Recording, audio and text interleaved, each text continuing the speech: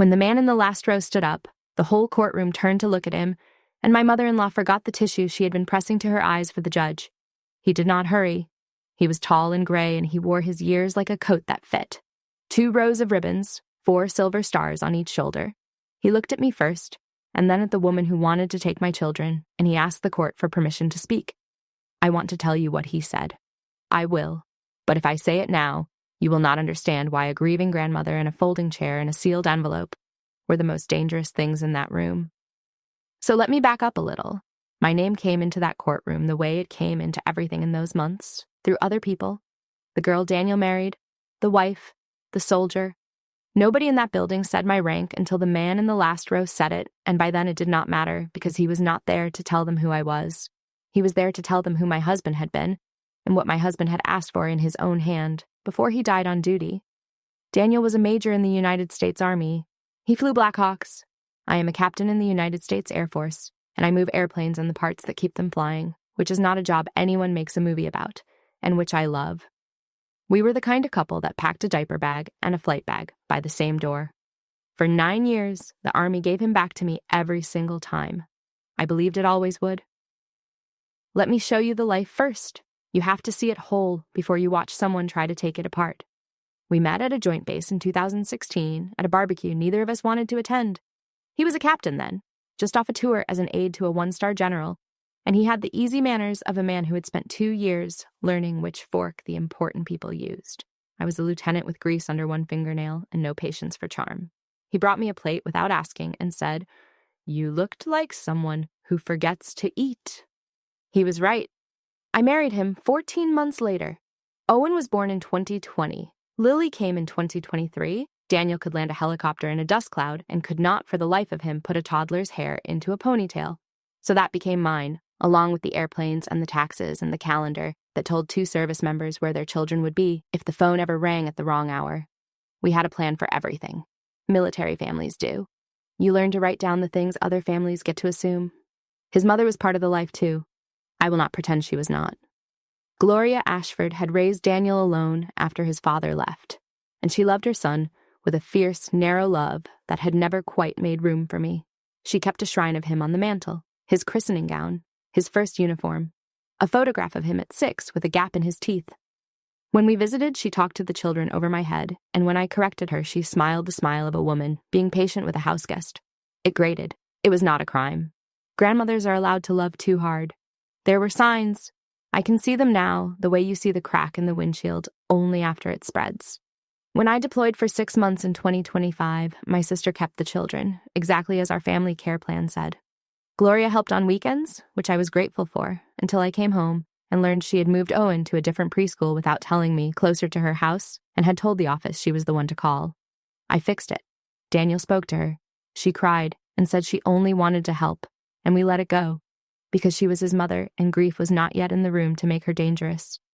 "Promise me something," Daniel said, the last time we talked, 3 days before the crash. He was at a training rotation, and the connection was bad, and his face kept freezing on the screen. "If anything ever happens, you and the kids are taken care of."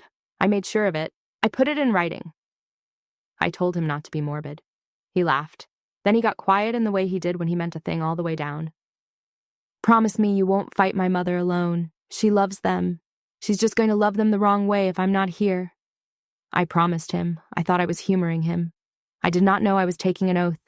I want to give you one whole evening of him, so that when I tell you he is gone, you feel the size of it. It was a Thursday, the autumn before he died.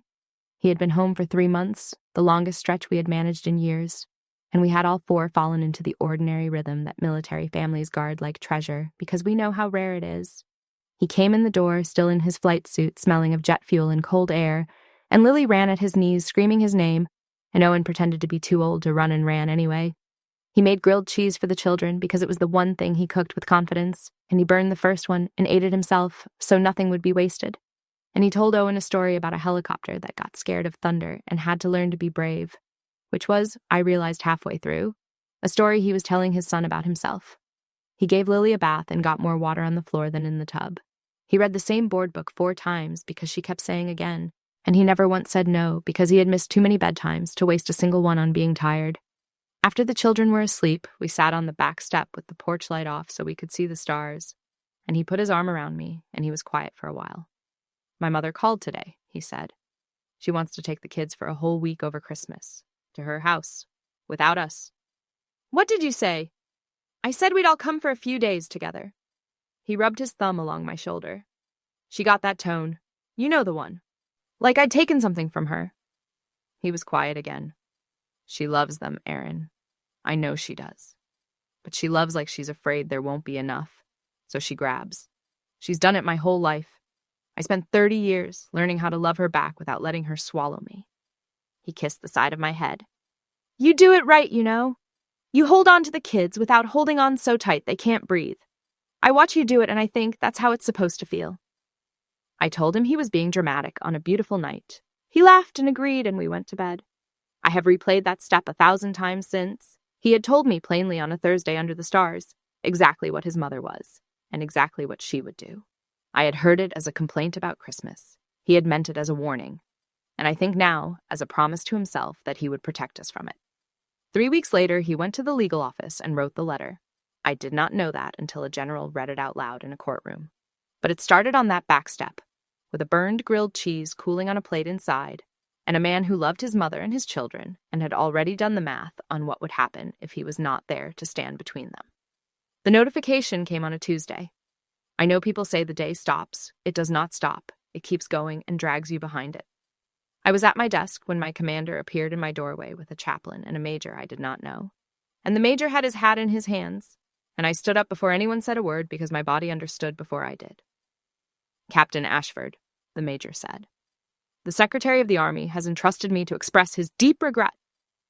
I heard the rest through water, a training flight, weather, 2 crew members, my husband among them. He had done nothing wrong. The aircraft had. It did not matter whose fault it was.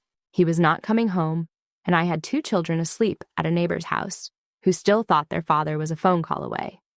I did not fall down. I have thought about that a great deal since. Another voice, the one the Air Force spent 11 years training into me, stood up inside the grief and said, calmly, stay standing. There are children. There are decisions. You can fall down later. I have still not entirely fallen down. I keep meaning to. They folded a flag into a tight blue triangle, and a soldier knelt and put it in my hands and thanked me on behalf of a grateful nation. Owen held my sleeve. Lily did not understand and kept asking when Daddy was landing. Gloria sat in the front row in black and wept in a way that took up the whole room, and people went to her, and I watched them go, and I understood, dimly, that in the story other people were about to tell, she would be the one who lost a child, and I would be the young widow who would surely in time move on. I did not know yet that she would try to write me out entirely. I only felt the shadow of it pass over the grave. Let me tell you about the Friday we buried him, because that is where the second thing started, the thing that put me in that courtroom. We buried Daniel on a Friday in February, under a sky the color of an old nickel. There were rifles and a bugle and a chaplain who had never met him calling him a devoted father, which was the one true thing anyone said all day. Afterward, everyone came back to Gloria's house for the repast, because that is what you do. You feed people, so their hands have something to hold. I was standing by the window with a plate I had not touched when Gloria came and stood beside me. She had stopped crying. That should have warned me. Her voice was soft and certain, the voice of a woman who had made a decision. The children will stay with me now, she said. I thought I had misheard her. Gloria, they're staying with me. I'm their mother. You're a soldier, she said, still soft, still looking out at the yard where Owen was throwing a ball for no one. You'll be sent away again. You were gone half of last year. A child needs a home that doesn't move. This house needs family in it. She touched my arm. Let me carry this for you. It's the least I can do for my son. Colleen, Daniel's older sister, had drifted over to stand at her mother's shoulder the way she always did. You are never here, Aaron, she said. Be honest, for once. I want you to know what I did, because it is the whole story in one moment. I did not raise my voice. I did not throw the plate. Every muscle in me wanted to say something that could never be unsaid in a house full of Daniel's people on the day we put him in the ground. And that trained voice, the calm one said. Not here, not now. Watch, remember, write it down. We can talk about the children another time, I said. Today we bury Daniel. I gathered my kids, and I drove home, and I put them to bed, and I sat at my kitchen table at 2 a.m, and I opened a notebook, and I wrote the date and the time and every word she had said. Exactly. I did not know yet that I would need it. I only knew, the way you know weather is coming, that I would. The papers came the following Monday. A man I had never met knocked on my door at 9 a.m. while Owen was eating cereal, and he asked if I was Aaron Ashford, and when I said yes, he handed me a thick envelope and said, "You've been served," and walked back to his car. I stood in the doorway in my husband's old sweatshirt and read the caption on the first page 3 times before it made sense. In the matter of the guardianship of 2 minor children, petitioner Gloria Ashford. And below that, the word that would follow me for the next 2 months, printed by a lawyer as if it were a fact and not a knife. Unfit. She had filed for full guardianship of Owen and Lily. Her petition said their mother was an active duty service member subject to deployment, that the mother was emotionally unstable following the death of her husband, that the children's stability required their grandmother, and that it was in the best interest of the minors to reside permanently with the petitioner. There were exhibits, dates of my deployment circled in red, a photograph of me at the funeral with my face coming apart, a note that I had, and I am quoting the petition, a demanding military career that renders her frequently unavailable to the minors. Owen looked up from his cereal. "Mom, why are you crying?" I was not crying. I checked later in the hall mirror, and I had not been. But a 6-year-old reads a face better than any lawyer. I put the papers on the counter face down, and I made his lunch. And after I dropped him at school, I sat in the car in the parking lot and let myself shake for exactly 4 minutes. And then I stopped, because there was work to do, and grief would have to take a number. That night, I added to the notebook. I wrote down everything I could remember about the last year. Every weekend Gloria had the kids, every time she had crossed a line, the preschool she had moved Owen to without asking, the way she said, "Let me carry this for you," as if my children were a weight I was looking to set down. I did not know which of it would matter. Daniel's voice came back to me from a bad video call 3 days before he died. "Promise me you won't fight my mother alone." I had promised. I did not yet understand that he had already made sure I would not have to. The first crack in her certainty came from a phone number I did not recognize.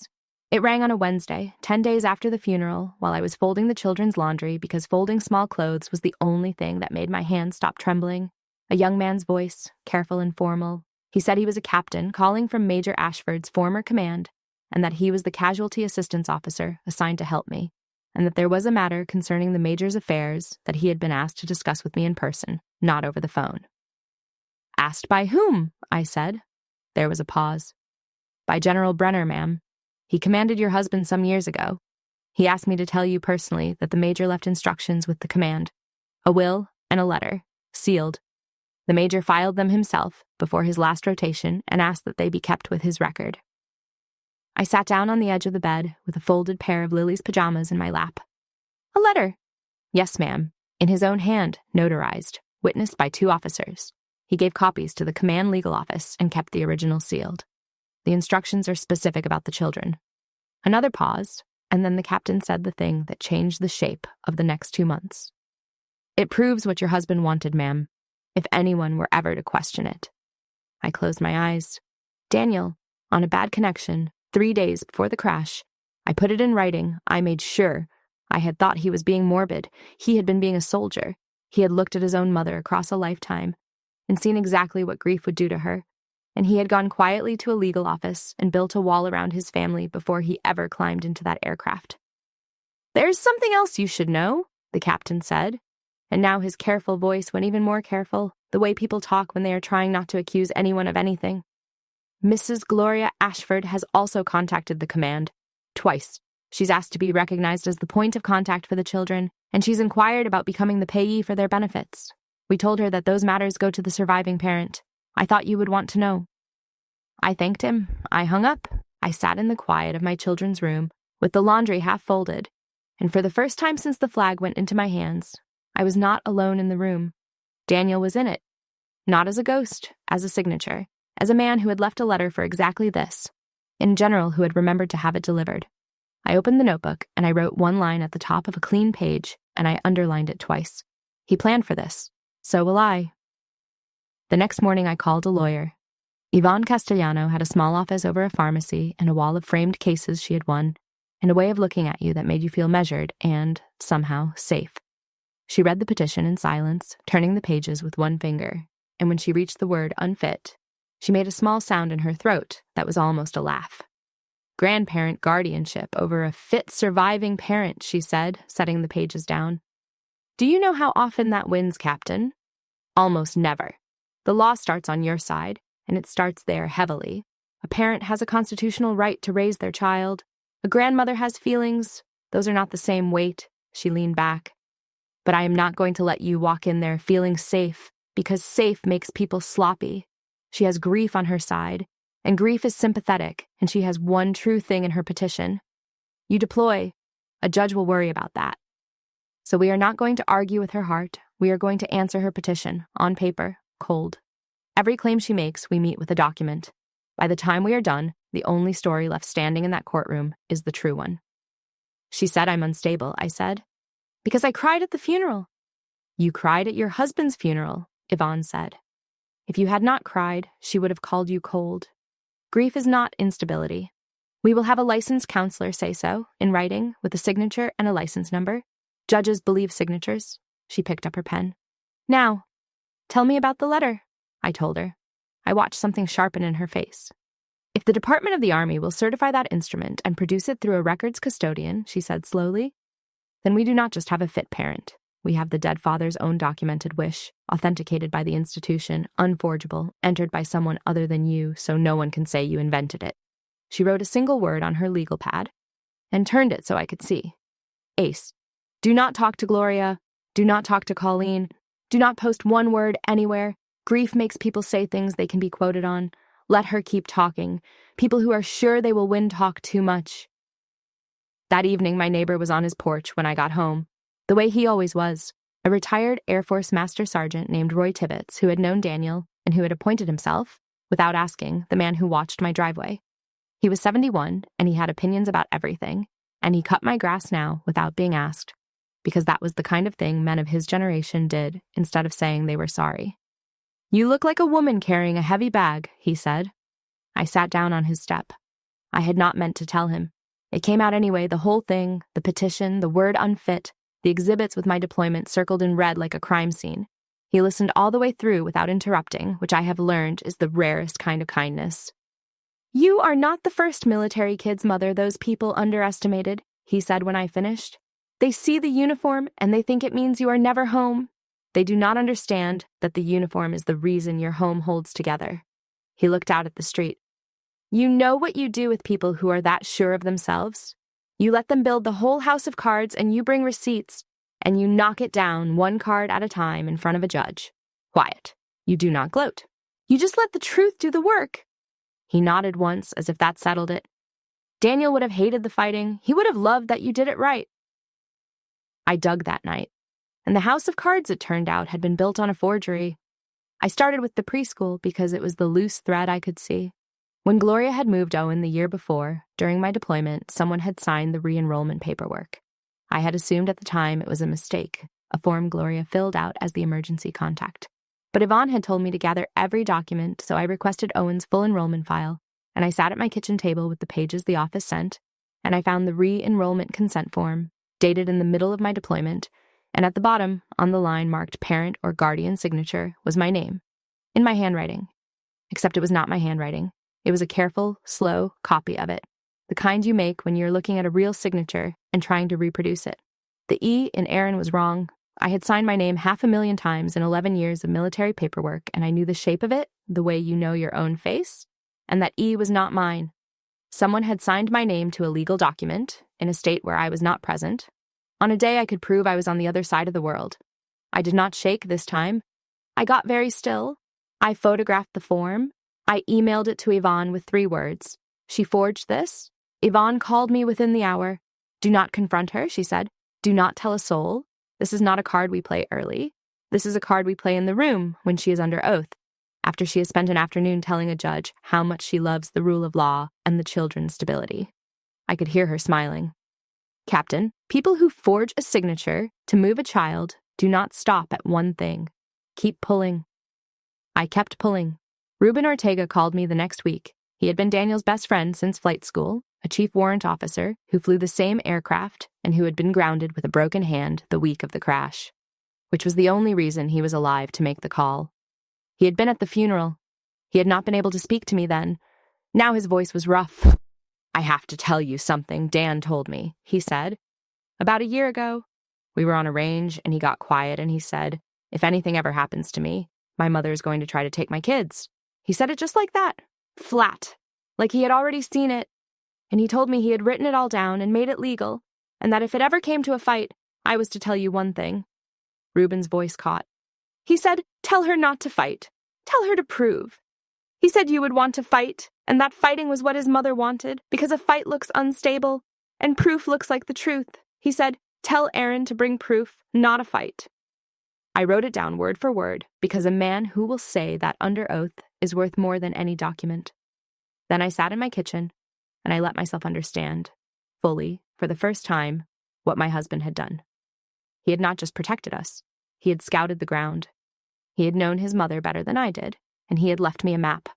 The last thread was the money, and the money was the ugliest part because it showed that this was never only about love. Yvonne subpoenaed the benefits records.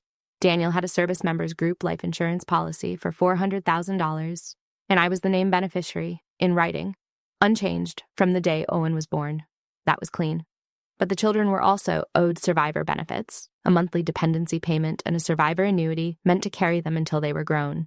And those benefits were routed through whoever was recognized as the children's custodian and payee. And there, in the records, was Gloria's second move. She had filed to be named the children's payee. She had submitted a form claiming the children resided with her, and her petition for guardianship, filed the Monday after the funeral, would have made that claim true. I understood it then, all of it, the way you understand a chessboard when someone finally shows you the whole thing. The guardianship was the key. If she became the children's guardian, she became the children's payee, and the survivor benefits and the control of the $400,000 would flow to her. She had told herself a story where she was rescuing her grandchildren from a soldier who was never home. And underneath the story, whether she let herself see it or not, was a woman moving to control everything Daniel left behind. The folder on my kitchen table was not a folder anymore. It was a case. Yvonne deposed Gloria 3 weeks before the hearing in a conference room with a court reporter and a pitcher of water no one touched. I was allowed to be there. Yvonne had warned me not to react to anything, to keep my face still no matter what was said. And I did, because 11 years of standing at attention through things I hated had trained the exact muscle the moment required. Gloria was sworn in. She sat very straight in her good navy dress with her hands folded, and for the first 20 minutes she was careful, coached, a grandmother worried about stability, saying the words Marlowe had clearly given her. And then Yvonne, who is the most patient predator I have ever watched work, asked her one soft question too tempting to answer carefully. Mrs. Ashford, she said, you love these children very much. Help me understand. In your heart, whose children are they? Marlowe shifted, but Gloria was already leaning forward because it was the question she had been aching for someone to ask, the one that let her say the true thing under the polite thing. They are Daniel's children, she said. They are my son's blood. She married in. I do not say that to be unkind. It is simply the fact of it. When Daniel died, that blood came back to his family. To me, she can grieve, and I am sorry for her, but she can remarry and start again. She is young. Those children are the last of my son that I have left, and a mother who is gone half the year has no standing to keep them from the family they came from. She sat back, satisfied, certain she had explained something noble. I am not taking anything. I am bringing them home. The court reporter's keys clicked and stopped. Yvonne did not smile, though I knew she wanted to. She simply said, thank you. I have no further questions. Because a woman who has just said under oath that a fit mother has no standing because she married in and might remarry has handed you the entire case in her own voice, and the only mistake you can make is to keep talking and give her a chance to take it back. In the car afterward, Yvonne let herself grin. She thinks she won that room, she said. She thinks she was persuasive. Captain, she just told a court reporter that this was never about your fitness. It was about her ownership. That transcript is worth more than every exhibit we have. People who are sure they are the hero cannot help confessing. They think the confession is the sermon. I did not grin. I looked out the window and thought about Daniel writing his letter in a base legal office, thinking about this exact woman, and I understood that he had not been paranoid. He had been the only one in the family who had ever heard the thing Gloria had just said out loud, under all the softness, for 11 years. That night, I did the hardest part, which was not the paperwork. It was the children. Owen had started to feel the tension the way children feel weather, and he had asked me twice if Grandma was mad at me. I sat him and Lily down on his bed, and I told them the truth in the size they could hold. That Grandma was very sad about Daddy, so sad that she had made a mistake and asked a judge if the children could live with her instead. That the judge and I and their teacher and a special lawyer whose only job was to look out for them all agreed they belonged right here, with me, always. That no one was going to take them anywhere. Owen was quiet for a long time. Then he said, "Did Daddy want us to stay with you?" And I said yes. More than anything, he wrote it down so everyone would know. And Owen nodded, slow, and said, "Then it's okay," and went to sleep. And I sat in the dark hallway and understood that the whole fight had come down to a 7-year-old needing to hear that his father had chosen him. Everything else was just the paperwork that proved it. Yvonne built the answer to the petition the way an engineer builds a bridge, and I loved her for it, because a bridge is a thing you can stand on. Against the claim that I was unavailable, she put my commands letter confirming that I was assigned to a non-deploying billet for the next 2 years and that the Air Force accommodates surviving parents plus my family care plan. Updated and signed, naming my sister as the caregiver of record for any absence, not Gloria. Against the claim that I was unstable, she put a licensed clinical counselor's evaluation, 6 pages, that used the word resilient 4 times and the word unstable not once. Against the claim that the children needed their grandmother's home for stability, she put Owen's teacher, Lily's pediatrician, and a guardian ad litem, a lawyer the court itself appointed to represent only the children's interests, who spent 3 weeks visiting my home and the children, and then wrote a report. The guardian ad litem's report came back on a Thursday. Yvonne read it to me over the phone in a flat voice that could not quite stay flat. The minor children are secure, well cared for, developmentally on track, and strongly bonded to their mother, she read. The mother has maintained routine, schooling, counseling, and stability through a profound loss. I find no basis for the concerns raised in the petition. It is my recommendation that the children remain in the sole custody of their surviving parent. Yvonne paused. Captain, that is the whole ball game in one paragraph, and it was not written by you or me. It was written by the court's own person. But Gloria did not withdraw. That is the part I still turn over at night. She had a lawyer telling her the law was against her, and a court officer saying the children were thriving, and she pressed on because grief had convinced her she was the hero, and there is no evidence you can hand a person who has decided they are the hero of the story. There was a pre-hearing conference, and her attorney, a smooth man named Gerald Marlowe, who wore a lapel pin and called the judge Your Honor as if he were licking it, argued that the surviving parent's military service was itself the instability, that a child cannot be raised by a person who might be ordered away, that the grandmother offered permanence a soldier never could. Judge Patricia Lund listened to all of it over her glasses. She was a small woman with white hair and 40 years on the bench and the patience of someone who has heard every story people tell to get what they want. When Marlowe finished, she took off her glasses. "Counsel," she said, "I have received a certified instrument from the Department of the Army, a last will and testament and an accompanying letter executed by the deceased father, witnessed and notarized, held with his official record, and offered to this court through the Army's custodian of records. It speaks directly to the custody of these children." She looked at Marlowe and then longer at Gloria. "I intend to hear it. We will convene Thursday. I would advise everyone in this matter to consider very carefully between now and then what they wish to have said in open court and what they wish to withdraw before it is." She put her glasses back on. "We are adjourned." I watched Gloria's face when the judge said certified instrument. Something moved behind it. Not guilt. Not yet. Just the first draft in the sails of a woman who had been certain the wind was hers.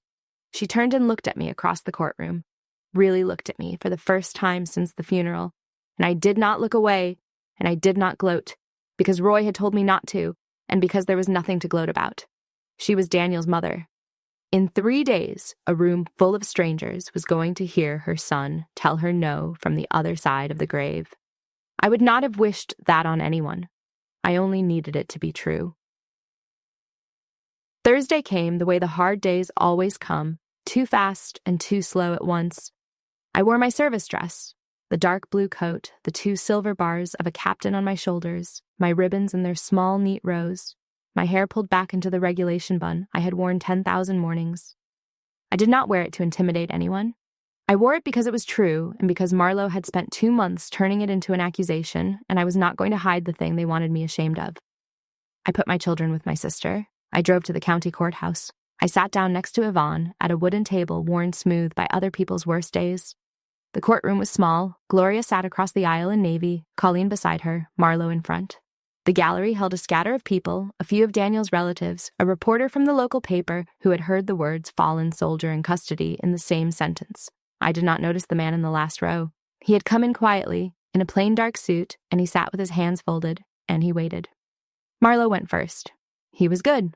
I will give him that.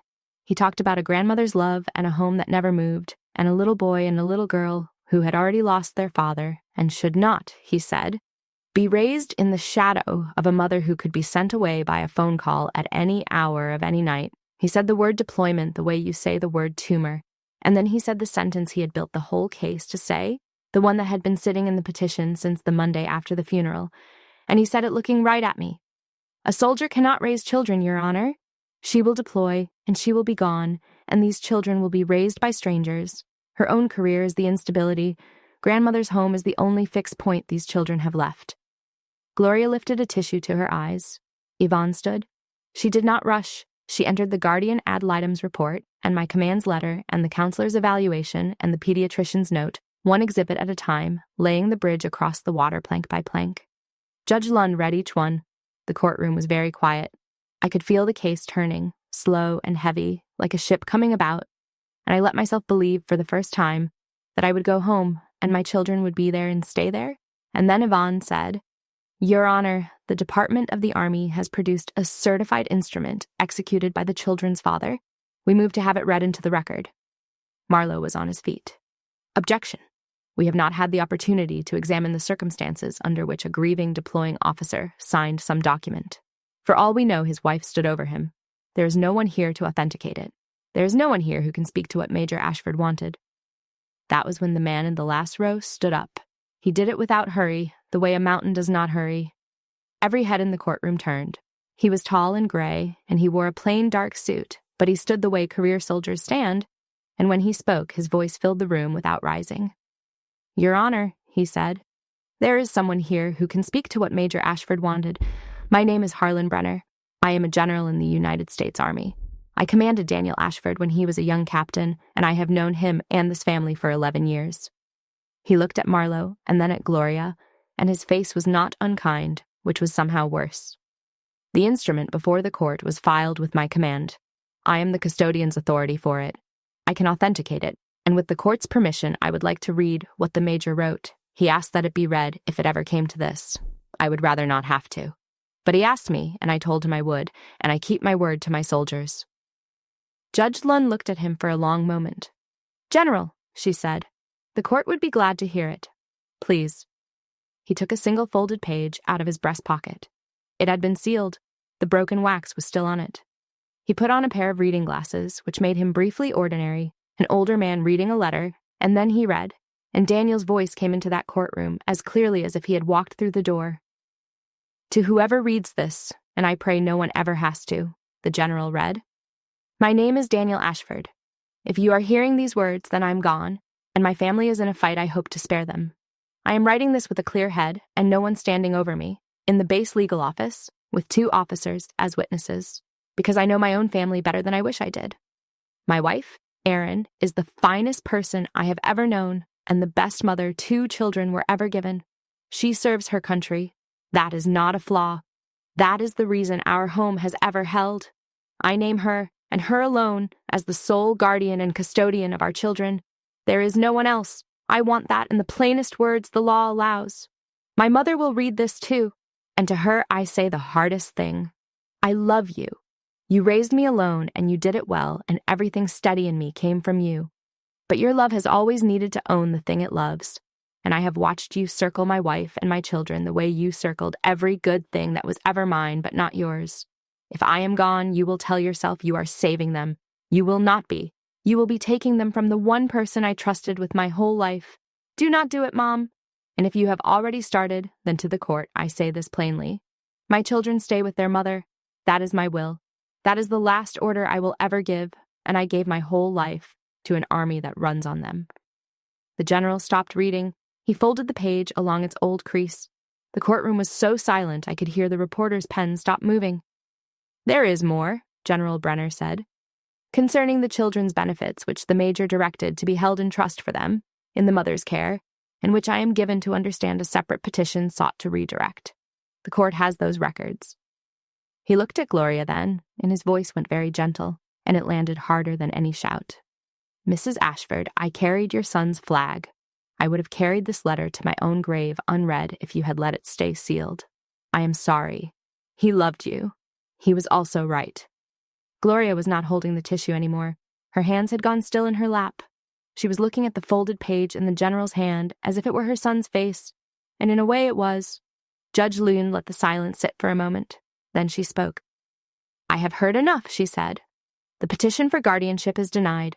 The children will remain in the sole custody of their mother, which is where their father asked that they be, and where the law and the evidence and the court's own guardian all agree they should be." She looked at Marlowe.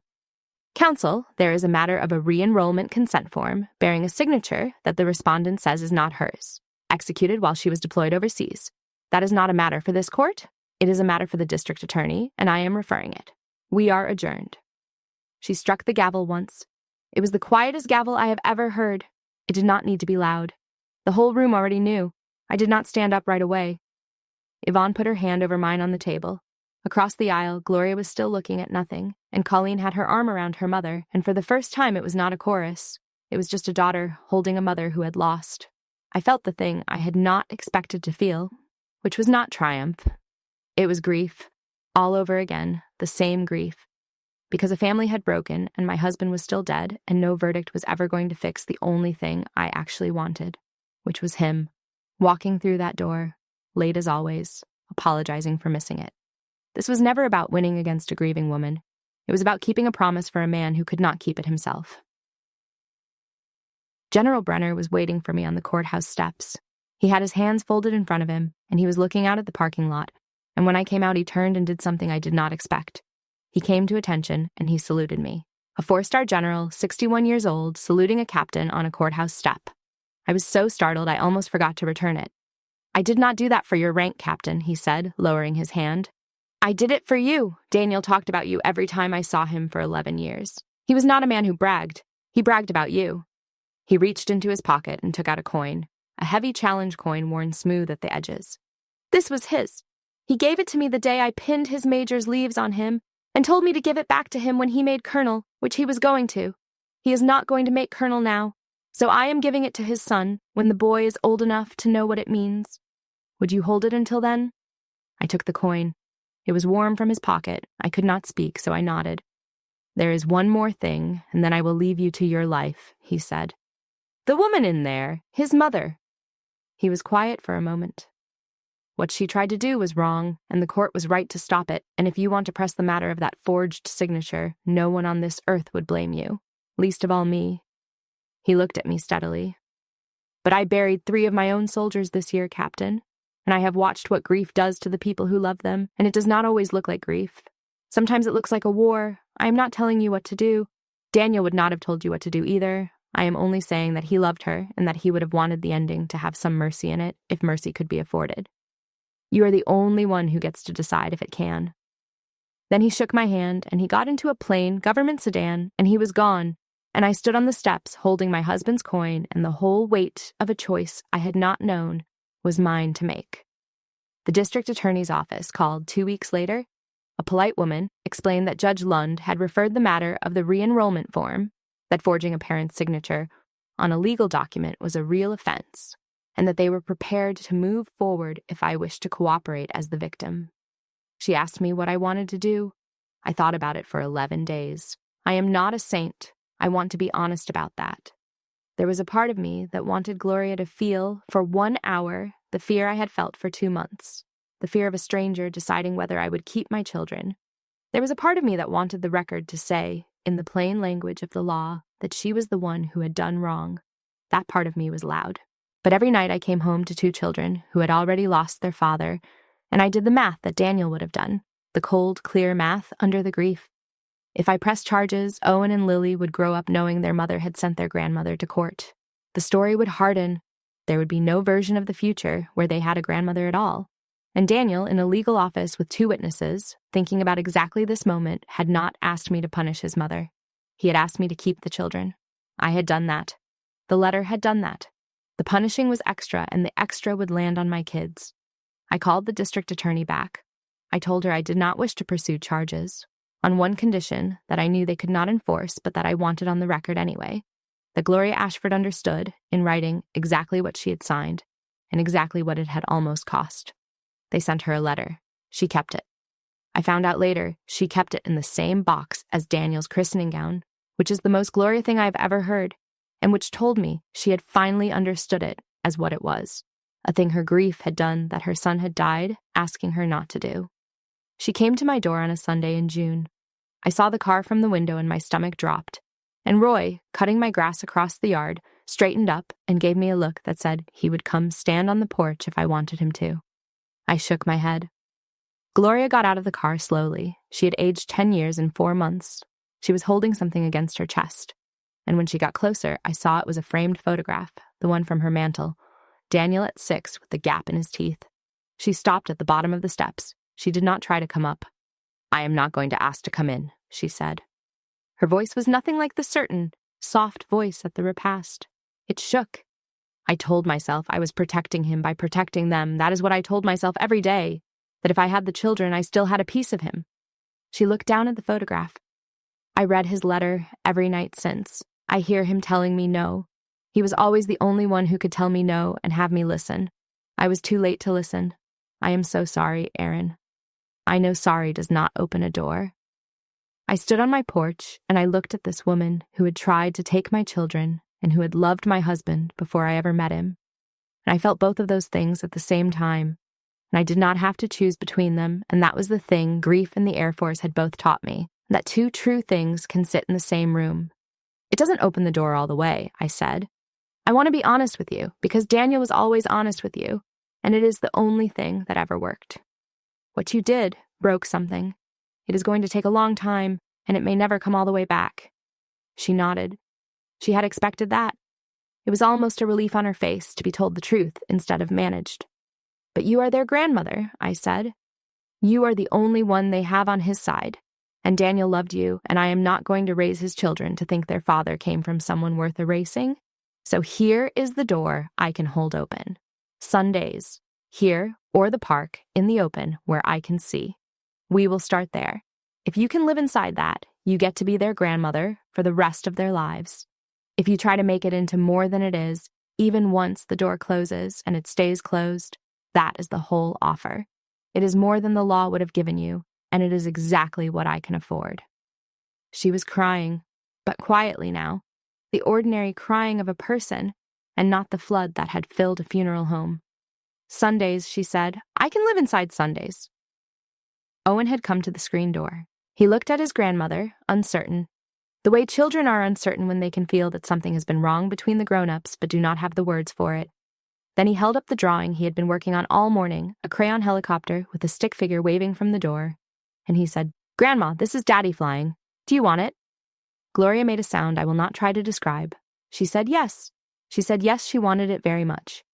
And I opened the screen door just that far and let my son carry his drawing down the steps to his grandmother, and I watched the 2 of them from the porch, the boundary and the mercy in the same frame, and I thought, this is what you meant, Daniel. Not a war, not a surrender, a door I can hold open with my own hand, exactly as wide as it is safe to hold it. The year after Daniel died did not heal in a straight line. Grief does not keep a schedule, and neither do children. There were nights Lily woke up asking for a father she was already starting to forget, which was its own small death, and mornings Owen was angry at nothing and everything, and I learned to sit in the anger with him instead of fixing it, because some things cannot be fixed, and a child needs to know you will stay anyway. I kept a folder of Daniel for them. Not the legal folder, a different one. Photographs, his voice on old videos, The coin from the general in a drawer where I could reach it when Owen turned old enough to hold it and understand. The paperwork closed one piece at a time. The survivor benefits were placed in a trust for the children, in my care, exactly as Daniel's letter had directed. And the $400,000 from his life insurance went into the same careful place, untouched, growing quietly, meant for two futures he would not get to see. The district attorney closed the matter of the forged form without charges, at my request, with a letter that Gloria kept. Yvonne Castellano sent me her final invoice with a note at the bottom that said, in her small, sharp handwriting, "You did it right. Frame that instead of me." I did not frame it. I kept it in the folder with everything else that mattered. The Sundays held. That surprised me more than anything. I had braced for Gloria to test the boundary, to push at the edges of it the way she had pushed at every edge for 9 years. She did not. Something in her had gone quiet after the courtroom, after the letter, after the district attorney's envelope. She came on Sundays. She came on time, she brought too many snacks, and she asked me before she gave the children anything, and once, when Lily fell and skinned her knee at the park, Gloria looked at me first, actually looked at me, and waited for my nod before she scooped her up. It was a small thing, it was the whole thing. It was a woman who had finally learned that loving my children did not require owning them, and who had paid a terrible price to learn it, and who was trying, every single Sunday, to be worth the door I held open. Colleen wrote me a letter that fall. Not an email. A letter, in pen, 3 pages. She said she had stood at her mother's shoulder at the repast and in the courtroom because that was the only place she had ever known how to stand, and that after she heard Daniel's words read out loud, she had gone home and been sick because she had been part of trying to do the exact thing her brother spent his last careful hours begging them not to do. She did not ask me to forgive her. She asked if she could see the children someday, if I ever felt it was right, and said she would wait as long as it took and would not push. I did not answer for a month. Then I invited her to a Sunday. She came, and she sat a little apart, and she watched Owen show Gloria his drawings, and at the end she thanked me and left without asking for anything more. That is how you rebuild a thing that broke. One Sunday at a time, no grabbing. In the fall, I was promoted to major. I had not thought I would care. Rank had never been the thing for me, the work was the thing. But the morning of the ceremony, I stood in front of the mirror in my service dress, and I looked at the empty shoulders where the captain's bars had been. And I thought about a barbecue in 2016, and a man who brought me a plate because I looked like someone who forgets to eat, and I had to sit down on the edge of the bed for a minute. He had promised me he would pin these on. He had said it more than once, joking and not joking the way he did. "You are going to outrank me one day, Captain, and I am going to salute you so slow it is insulting." He could not be there to do it. But someone came who had known him longer than I had. General Brenner flew in for it. I had not asked him to. My commander had mentioned the promotion to the general's aide as a courtesy, one soldier's family to another, and the general had cleared his calendar and come, in his own uniform this time, 4 silver stars catching the light. He stood off to the side during the ceremony so as not to make it about him, and afterward he came and shook my hand, and then he knelt down to say hello to my children, which is a thing 4-star generals do not do, and which he did as if it were the most natural thing in the world. Lily, who was almost 4 now and afraid of nothing, looked at all the stars on his shoulders and then at his kind, creased face, and she asked him, in the loud, clear voice of a small child, "Are you the man who has my daddy's letter?" The whole room went quiet. I did not know she knew. Children hear everything. The general did not flinch. He got down lower so he was at her eye level, and he said, "I was, sweetheart, but I gave it back to your mama, because it was really always hers. Your daddy wrote it so you and your brother would always be with her, and you are. So the letter did its job." He smiled. "You can call me Harlan. Your daddy did when he was in trouble." Lily considered this with the seriousness of the very young. Then she said, "I'm going to call you Grandpa Harlan," and she took his enormous hand in her small one, and the general of the United States Army, who had commanded thousands and buried too many of them, let a 4-year-old lead him toward the cake table, and I saw him wipe his eyes with the back of his free hand when he thought no one was looking. Owen came and stood next to me. He was 7 now, tall for it, Daniel's jaw already starting to show under the softness of his face. He watched his sister and the general, and then he looked up at me. "Mom," he said, "is Grandma Gloria coming Sunday?" "She is," I said. "Good," he said. And that was all, and it was enough. Because a 7-year-old does not know he is telling you that mercy worked, that a family did not have to end, that the door you held open with your own aching hand had let something through that was worth the ache. He just knew his grandmother was coming on Sunday, the way she always did now, and that his mother would be there too, the way she always was, and that both of those things could be true in the same house.